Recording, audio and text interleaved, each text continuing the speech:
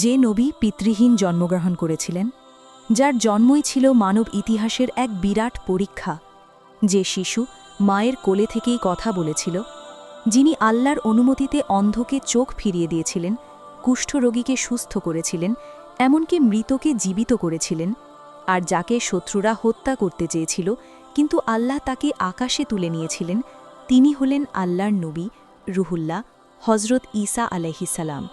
এ কাহিনী শুধু একটি অলৌকিক জন্মের গল্প নয়, এটি হলো সত্য ও মিথ্যার সংঘর্ষ, এটি হলো দুনিয়াবী ষড়যন্ত্র আর আসমানি হেফাজতের ইতিহাস।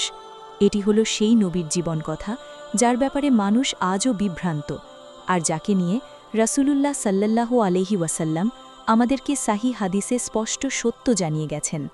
হজরত ঈসা আলাইহিসসালামের আগমনের আগে বনি ইসরায়েলের অবস্থা ছিল করুণ। তারা কিতাব পেয়েছিল কিন্তু আত্মা হারিয়েছিল, ইবাদত ছিল কিন্তু খুশু ছিল না, জ্ঞান ছিল কিন্তু তাকওয়া ছিল না। তারা দিনকে সহজের বদলে কঠিন করে ফেলেছিল, আর আল্লাহর হুকুমের জায়গায় মানুষের মত বসিয়েছিল। ঠিক তখনই আল্লাহ বনি ইসরায়েলের জন্য এক মহা নিদর্শন নির্ধারণ করলেন। তিনি নির্বাচন করলেন এক পবিত্র নারী, মারিয়াম আলাইহাসসালামকে। মারিয়াম আলাইহাসসালাম ছিলেন লজ্জা, পবিত্রতা ও ইবাদতের প্রতীক।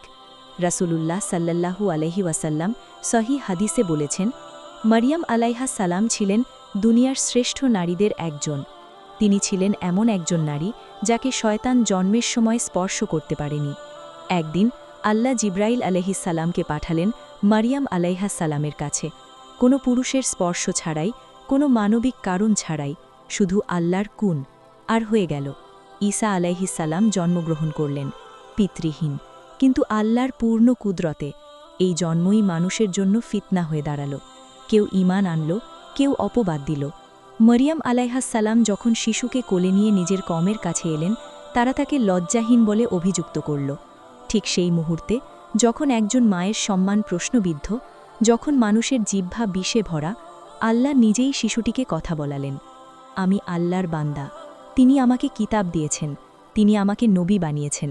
রাসূলুল্লাহ সাল্লাল্লাহু আলাইহি ওয়াসাল্লাম সাহিহ হাদিসে বলেছেন, শৈশবে কথা বলা মানুষের মধ্যে ঈসা আলাইহিসসালাম ছিলেন অল্প কয়েকজনের মধ্যে। ঈসা আলাইহিসসালাম বড় হতে থাকলেন, আল্লাহ তাকে ইঞ্জিল দান করলেন। তিনি মানুষকে ডাকলেন এক আল্লাহর দিকে, দুনিয়ার মোহ ছাড়তে, অন্তর শুদ্ধ করতে। রাসূলুল্লাহ সাল্লাল্লাহু আলাইহি ওয়াসাল্লাম বলেছেন, ঈসা আলাইহিসসালাম দুনিয়াতে ছিলেন এক মুসাফিরের মতো। তিনি বিলাসিতা পছন্দ করতেন না। পাথর ছিল তার বালিশ, আর আকাশ ছিল তার ছাদ। আল্লাহ তাকে মুজিজা দিলেন, কিন্তু প্রতিটি মুজিজাই ছিল বিইজনিল্লাহ, আল্লাহর অনুমতিতে।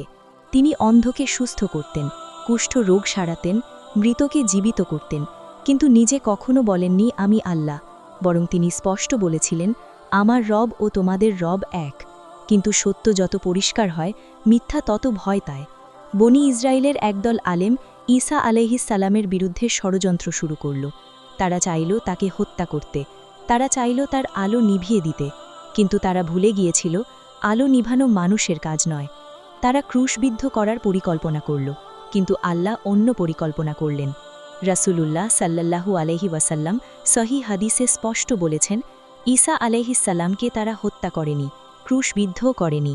আল্লাহ তাকে জীবিত অবস্থায় আকাশে তুলে নিয়েছেন, এবং ঈসা আলাইহিসসালাম এখনও জীবিত।